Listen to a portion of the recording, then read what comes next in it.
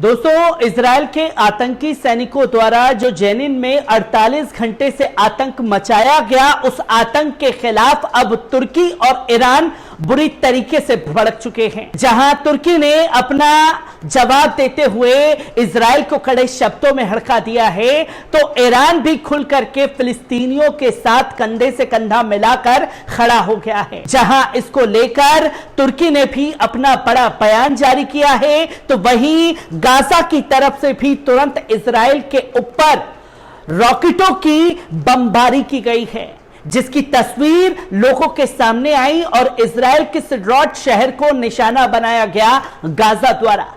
तो वहीं हमास ने भी बड़ी जिम्मेदारी लेते हुए यह ऐलान कर दिया कि जिस शख्स ने इजराइल के अंदर घुस करके 10 इजरायलियों को मौत के घाट उतारा है, उसकी जिम्मेदारी अपने कंधों पर ले ली है और इसका जवाब बताया है कि जो जेनिन में हमारे लोगों को शहीद किया गया, यह उसका करारा जवाब है। तुर्की ने और ईरान ने किस तरीके से इजराइल को कड़े शब्दों में फटकार लगाई है, एक बार इस रिपोर्ट पर नजर डालते हैं। दोस्तों, तुर्की ने कब्जे वाले वेस्ट बैंक शहर जेनिन में इजरायली आतंकी सेना द्वारा किए गए सैन्य हमले की कड़ी निंदा की है।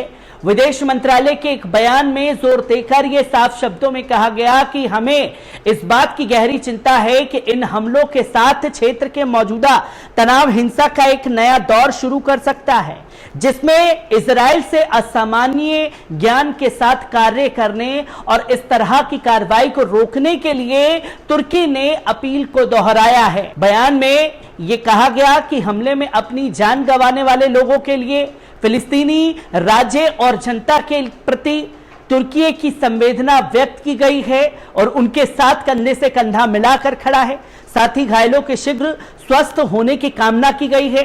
फिलिस्तीन स्वास्थ्य मंत्रालय के अनुसार कब्जे वाले वेस्ट बैंक में इजरायली सेना की गोलीबारी में 9 फिलिस्तीनी मारे गए हैं, जिनमें जेनिन शहर में 8 लोग शामिल थे। कम से कम 50 अन्य फिलिस्तीनी घायल हो गए हैं। स्वास्थ्य मंत्रालय के अनुसार इस साल की शुरुआत से अब तक इजरायली बलों द्वारा लगभग 190 फिलिस्तीनियों को शहीद कर दिया गया है। इसी अवधि के दौरान अलग अलग हमलों में कम से कम 25 इजरायली भी मारे गए हैं। ईरान ने भी इजरायली हमले की निंदा की है और विदेश मंत्रालय के प्रवक्ता नासिर कन्नानी ने हमले को एक आपराधिक कृत्य और राज्य आतंकवाद का एक स्पष्ट उदाहरण बताया है। कन्नानी ने यह साफ तौर पर कहा है कि फिलिस्तीनियों ने अपने मान्यता प्राप्त कानूनी अधिकारों और प्राकृतिक अधिकारों की रक्षा के अलावा कोई अपराध नहीं किया है। उन्होंने कहा कि अंतर्राष्ट्रीय समुदाय फिलिस्तीनी राष्ट्र पर बर्बर हमले के लिए जिम्मेदार है, जबकि इस्लामिक सहयोग संगठन से फिलिस्तीनियों के खिलाफ इजरायली हमलों को रोकने के लिए गंभीरता से और प्रभावी ढंग से कार्य करने का ऐलान किया है और इजरायल के कड़े शब्दों में मजम्मत की है। जहां कन्नानी ने कहा कि रक्षाहीन शहर जेनिन के खिलाफ नवीनतम हमलों में एक बार फिर दिखाया गया है कि शांति और समझौता और सामान्यकरण जायोनी यानी कि इजरायली शासन की युद्ध मशीन को बंद करने में ना तो निवारक है और ना ही प्रभावी है, जिस पर ओआईसी ने पहले एक बयान में छापे की निंदा करते हुए कहा था कि यह फिलिस्तीनी लोगों के खिलाफ इजरायली कब्जे द्वारा किए गए अपराधों और संगठित राज्य आतंकवाद का विस्तार है। जहां इस घटना को ओआईसी ने पहली बार आतंकवाद बताया। ज़ेदा स्थित समूह से इस जघन्य अपराध के नतीजों के लिए इजराइल को जिम्मेदार ठहराया है, जो जांच और जवाबदेही की मांग भी करता है। इसने संयुक्त राष्ट्र सुरक्षा परिषद से जिम्मेदारी लेने, अपने प्रासंगिक प्रस्तावों को लागू करने, इन निरंतर इजरायली आतंकवाद को समाप्त करने और फिलिस्तीनी लोगों को सुरक्षा प्रदान करने का भी ऐलान किया है, जो कि साफ तौर पर कहा गया है कि हम पूरी तरीके से फिलिस्तीनियों के साथ हैं। संयुक्त राज्य अमेरिका ने भी इस घटना की निंदा करने से इनकार करते हुए कहा कि वे जेनिन में इजरायली सैन्य छापे के बीच वेस्ट बैंक में स्थिति की बारीकी से निगरानी कर रहा है। जहां व्हाइट हाउस राष्ट्रीय सुरक्षा परिषद के प्रवक्ता ने कहा कि हम इजराइल की सुरक्षा और अपने लोगों की रक्षा के अधिकारों का समर्थन करते हैं।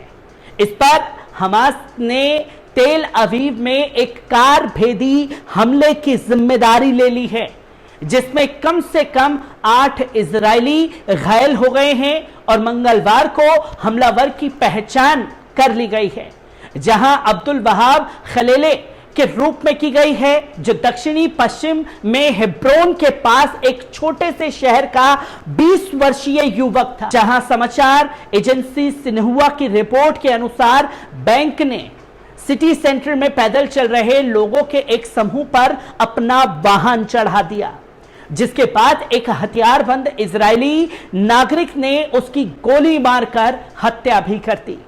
हमास ने एक बयान में यह स्वीकार किया है कि खलेले उसका सदस्य था और उसे शहीद का दर्जा दिया जाएगा, जिसने इजरायली कब्जे वाली ताकतों के खिलाफ वीर आत्मरक्षा में हमला किया है। समूह ने इजराइल के खिलाफ अपना प्रतिरोध जारी रखने और बढ़ाने की कसम खाई है।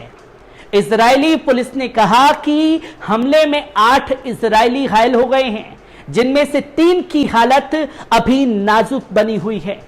इजरायली रेडियो के अनुसार हमले का समय वेस्ट बैंक में जेनिन शिविर में सैन्य अभियान का आकलन करने के लिए इजरायली प्रधानमंत्री बेंजामिन नेतन्याहू और सुरक्षा अधिकारियों के बीच एक बैठक की गई है, और यह भी साथ मेल खाता था जो अब समाप्त हो गया है।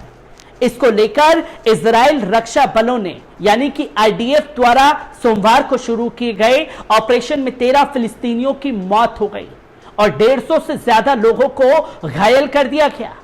आईडीएफ ने एक बयान में कहा कि उसने जेनिन शहर और जेनिन शिविर के क्षेत्र में व्यापक आतंकवाद विरोधी प्रयास के रूप में यह ऑपरेशन शुरू किया था। जहां आपको बता दें कि 1967 के मध्य पूर्व युद्ध में इजराइल ने पूर्वी यरूशलेम और गाजा पट्टी के साथ साथ वेस्ट बैंक पर कब्जा कर लिया और अंतर्राष्ट्रीय आलोचना के बावजूद इन क्षेत्रों पर नियंत्रण बनाए रखा है। फिलिस्तीनी इन क्षेत्रों पर अपना भावी राज्य स्थापित करना चाहते हैं। जहां तुर्की, ओआईसी और खास तौर पर ईरान खुल करके फिलिस्तीनियों के साथ कंधे से कंधा मिलाकर खड़े हैं, तो वहीं अमेरिका के व्हाइट हाउस से यह ऐलान कर दिया गया कि वो इस पूरे मामले में इजराइल के साथ खड़ा हुआ है। और एक बार फिर जिस कड़े शब्दों में ओआईसी ने इजराइल की इस घटना को आतंकवाद करार दिया है, वो यकीनन काबिले तारीफ कदम भी है कि इतने कड़े शब्दों में निंदा ओआईसी की तरफ से की गई है। हर एक तस्वीर आपके साथ साझा करता रहूंगा। दीजिए इजाजत, शुक्रिया।